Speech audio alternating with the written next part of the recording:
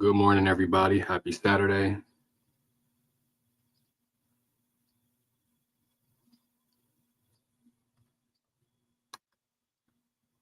I'll just wait for some people to pop in real quick.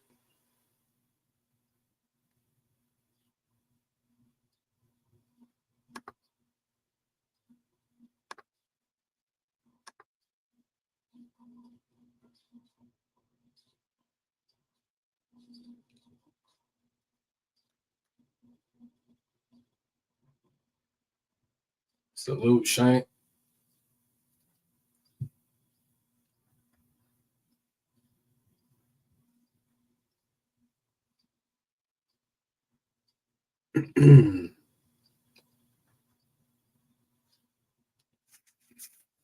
Just waiting for a few more folks to pull up. I'm a little early.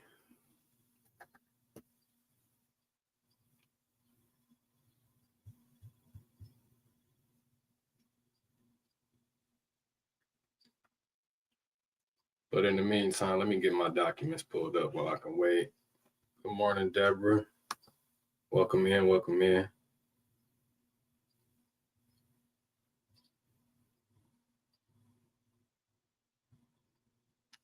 Today, I'm going to talk about London Thomas because the mother actually has her preliminary hearing coming up Monday, August 4th. The mother of the ex-boyfriend. But I want to go back and rewatch her arraignment from the beginning with you guys. It's about a 10-minute video. Just to give you a backstory, the mother of the ex-boyfriend has pretty much been charged with lying to a police officer. She is out on bond as of right now. Her bond was $50,000, which she has posted. Her and her son is actually out on bond both. His bond was less than hers. His bond, I believe, was $25,000. Yeah, $25,000.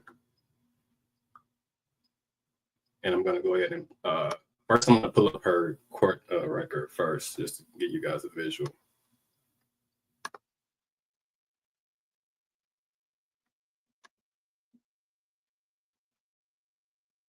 Okay, so here we got the state of Michigan versus Pendergrass, which is the defendant, scheduled for preliminary examination August 4th, 11:30 a.m.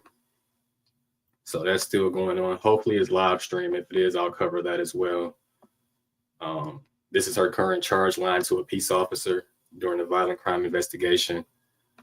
I believe she lied to the FBI, if I'm not mistaken. Scroll down, you see her bond was set at $50,000. That was posted. And this right here just gives us the history of her previous court history that she had, or court hearings pretty much. So she had like a probable cause back on June 25th. She had an arraignment June 13th. That's what we're going to get ready to watch. I can't find her probable cause. And if it is, I think it's about like a 3-minute clip. But if I do find it, I'll share that too. And then next is her preliminary exam, which is August 4th at 11:30. So hopefully they live stream that. And then give me 1 second. Good morning, Wise Libra. Welcome in, welcome in. Let me acknowledge the chats real quick. Got to do that. Good morning, Miss T. Welcome in.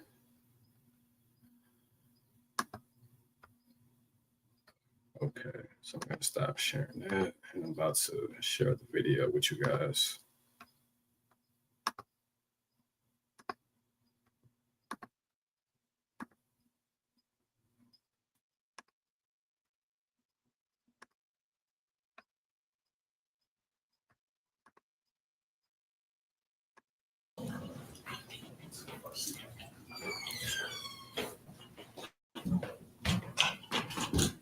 Please be seated.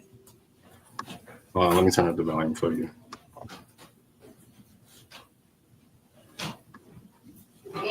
For people are weighing in as well.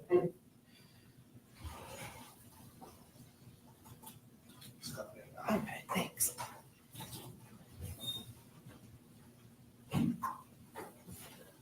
Afternoon, Your Honor. Good afternoon, sir.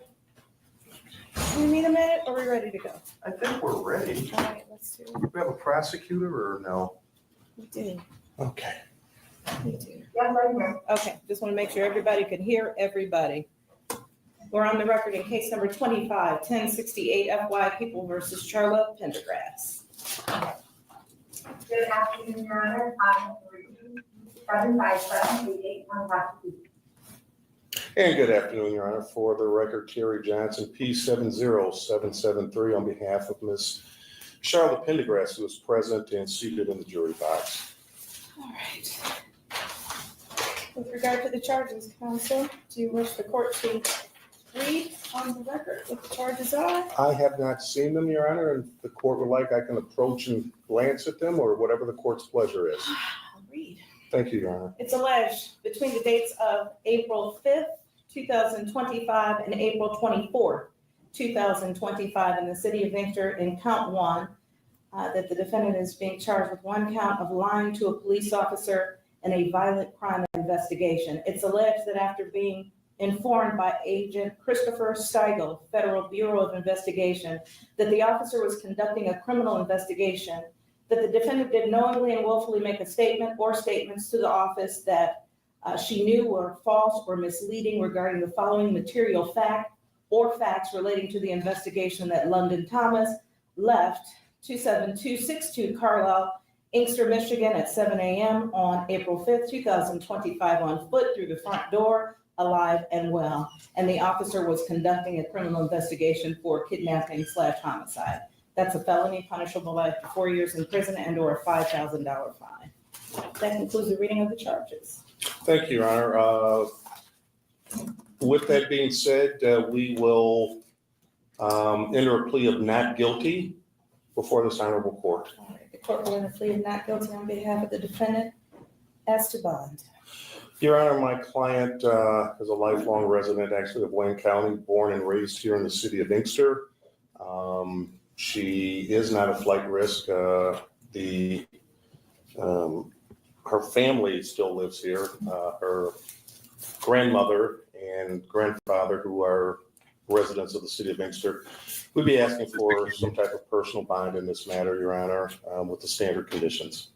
All right, on behalf of the people, On behalf of the people, Your Honor, the people would be seeking a high cash bond with a GPS header. We would be requesting no contact with the London Thomas's family nor any other witnesses in the kidnapping and or homicide investigation into the death of London Thomas.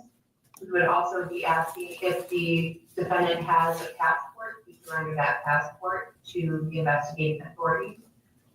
Your Honor, with regard to the residency, as outlined by defense counsel, Ms. Pendergrass has had an address outside of Wayne County in the city of Clawson since 2001. Regarding her being a flight risk, if people are concerned about flight, which is why we're asking for a tether, Ms. Pendergrass was set to turn herself into authorities late last week.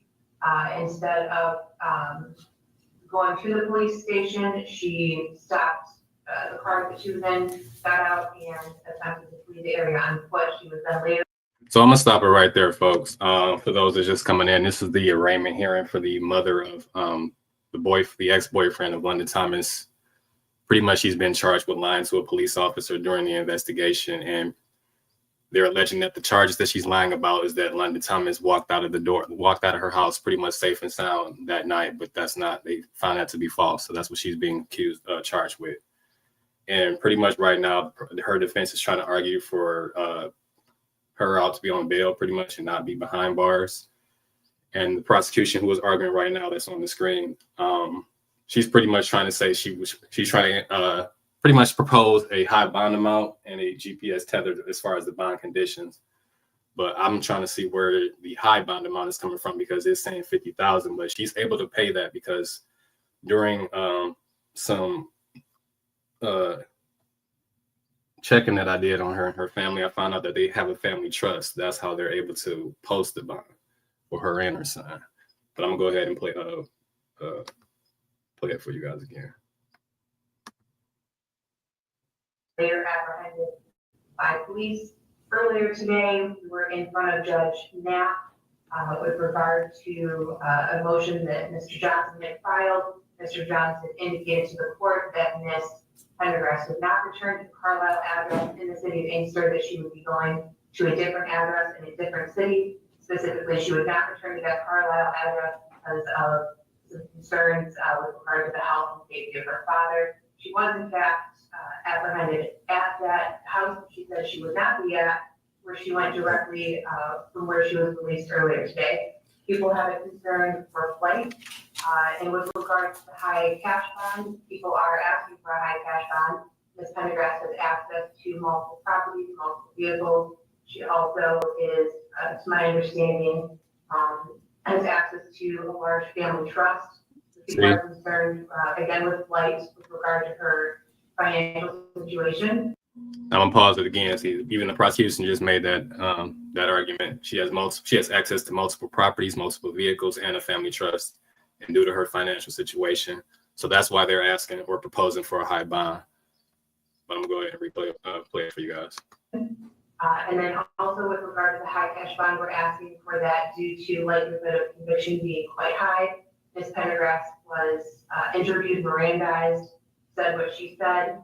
And the people have very strong evidence from phone records, video, that Ms. Pendergrass did in fact lie with police during this investigation. All right. Your Honor, just to clear one thing up, some of this is very insincere in terms of the fact of, yes, I did make a statement to the court earlier today that Judge Knapp, that Ms. Pendergrass would not return to the address on Carlisle.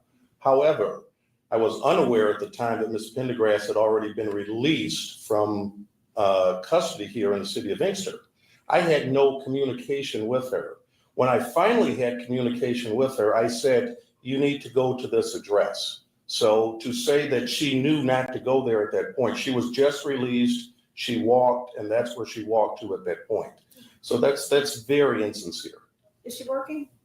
Does she have a job? Does she? Yes, I'm the caretaker for my, I'm sorry, Your Honor. I'm a caretaker for my grandparents. They need 24-hour care. Jalen and I are helping them along with a few different caregivers. Okay. She just So that's looked your primary employment? Yes. And again, Your Honor, My grandfather can't walk, and my grandmother is very sick, so. All right. and Your Honor, this is for your felony, and if they have, other charges or other things that they're worried about, again, as the court is aware, I did file a writ because of the people's actions of detaining my client all this time, and they still haven't come up with anything with this one charge. And if they have something, they're free to come back and charge, but just to hold her on a possibility, there may be something else that I don't think that's fair to my client, especially after being in custody for in excess of 120 something hours. All right. And Ms. Merrigan, this is an ongoing investigation? Yes, Your Honor. All right, the court does take note of her lifelong contact with both the city and the county. I do have concerns with regard to her being a flight risk, as well as the strength of the case. The court did swear out the warrant and heard additional facts, and so the court has those concerns. And for those reasons, the court will set a bond of $50,000 cash, surety, GPS tether, if released. No contact of any kind with any witnesses. She's to surrender a passport if she has one. She may not leave the state of Michigan without permission of this court. She may not be in possession of any weapons or ammunition. And she's going to be living in another city if she's released? Yes, Your Honor, and that I have provided that address to the people as well as the detective from Michigan State Police. All right. I can provide it to the court if the court would like off the record. No, as long as the parties that need it have it. Thank you, Your Honor. All right. Anything else for the record? Your Honor, PCC? We're gonna do that. I guess I was asking Ms. Merrigan, did I impose the conditions that you requested? Yes. Okay, because you mentioned there was some concern about contact with witnesses? Yes, Okay, and the court did order no contact with anyone. because I didn't name a party, so I'm going to just leave it at witnesses. So, counsel, are you available to return for probable cause conference next Wednesday? One moment, Your Honor.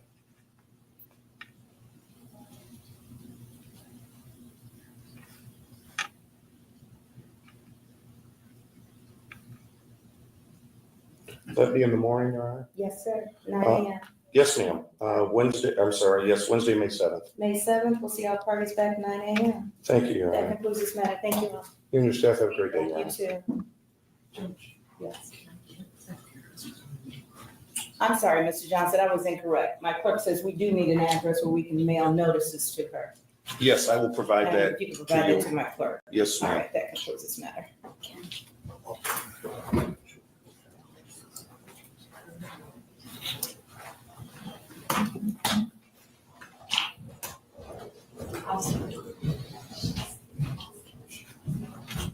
All right, so that's the end of that. It wasn't a long hearing for arraignment. Arraignments are not typically long. They're about 10, 15 minutes, which was about this one. So that was that. The next update in her case will be her preliminary hearing, which is scheduled for August 4th, Monday at 11:30. If they live stream it, I'll cover that.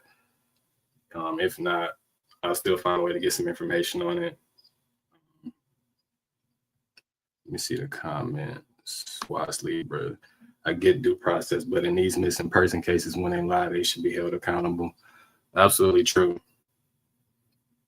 And her bond wasn't anything because that was like more like 10% of that. And she already has access to a family trust. And they even said that in the argument. So I don't get, and the prosecutor didn't, I feel like she failed to even mention an amount. She just said a high bail amount, but I guess she was leaving it up to the court because that's really up to them as well. But they can propose an actual amount. So I feel like she left that part out in her argument.